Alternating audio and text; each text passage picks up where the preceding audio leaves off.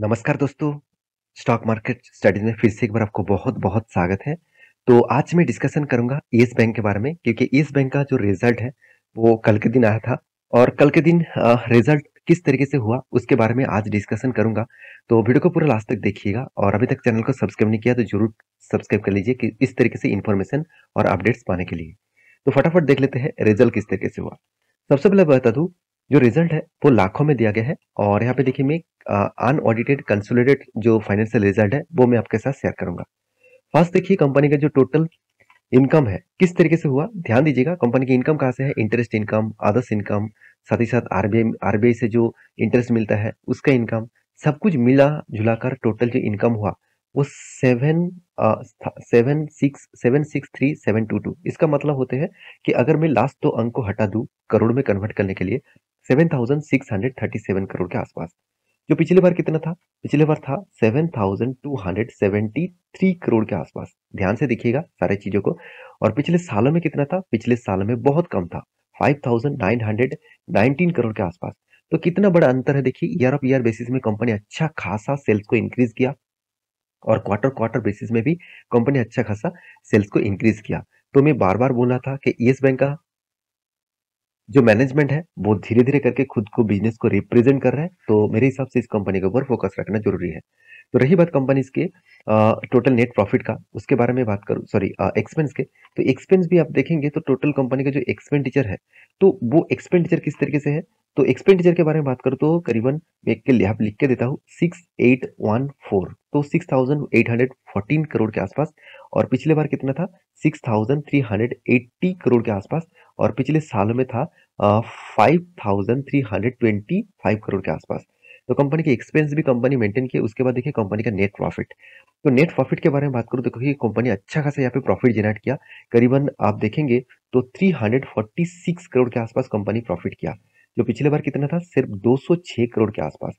और पिछले साल में कितना था? सिर्फ 314 करोड़ के आसपास। तो ओवरऑल बात करूं, company year of year basis को भी बीट किया और क्वार्टर क्वार्टर बेसिस में भी बीट किया।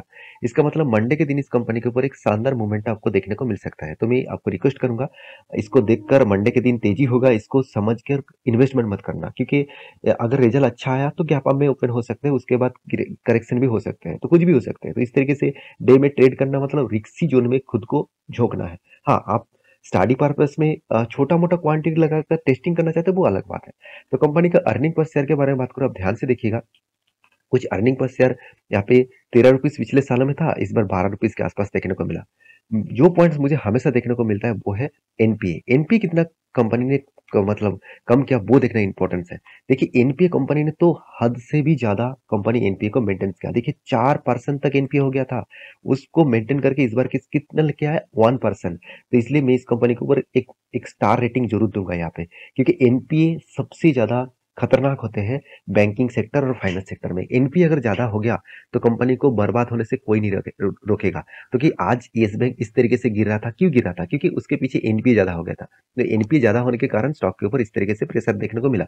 अगर मैं इसी तरीके से परसेंटेज वाइज दिखा दूं तो पिछले क्वार्टर की तुलना से इस बार एनपीए थोड़ा सा ज्यादा देखने को मिला। कोई बात नहीं, कंपनी के और एक पॉइंट्स में आपके साथ शेयर करूंगा, वो है प्रोविजन। तो प्रोविजन भी कंपनी किस तरीके से मेंटेन किया? ऑब्वियसली पिछले क्वार्टर की तुलना से प्रोविजन कम किया, मगर ईयर ऑफ ईयर बेसिस में कंपनी का प्रोविजन ज्यादा देखने को मिला। कोई बात नहीं, हर कोई पॉइंट्स पॉजिटिव में होगा ऐसे हो नहीं सकता, कुछ पॉइंट्स तो वीकनेस होगा। तो दूसरी बात जो देखना है वो है रिटेल बैंकिंग। तो कंपनी रिटेल बैंकिंग का मतलब क्या होता है? कंपनी जितने कासा रेशियो से, मतलब करंट अकाउंट से और सेविंग अकाउंट से जितना पैसा मार्केट से उठा पा रहा है वो पैसा कितना है। तो रिटेल बैंकिंग के हिसाब से देखा है तो इस बार कंपनी ने करीबन मतलब देखा जाए तो 2,398 करोड़ के आसपास पैसा उठाया मार्केट से, उठा पाए। और पिछले बार था 2,504 करोड़ के आसपास। और पिछले साल में था 2,303 करोड़ के आसपास। इसका मतलब रिटेल बैंकिंग के में भी कंपनी का पैसा ज्यादा देखने को मिला। तो सारे पॉइंट्स मैं आपके साथ शेयर कर चुका हूँ। तो आई होप वीडियो अच्छा लगा हो। तो प्लीज अच्छा लगा हो तो प्लीज लाइक करना, चैनल को जरूर सब्सक्राइब करना। मिलते हैं नेक्स्ट वीडियो में, तब तक के लिए अच्छे से रहिए, अपने ख्याल रखिए, बाय बाय।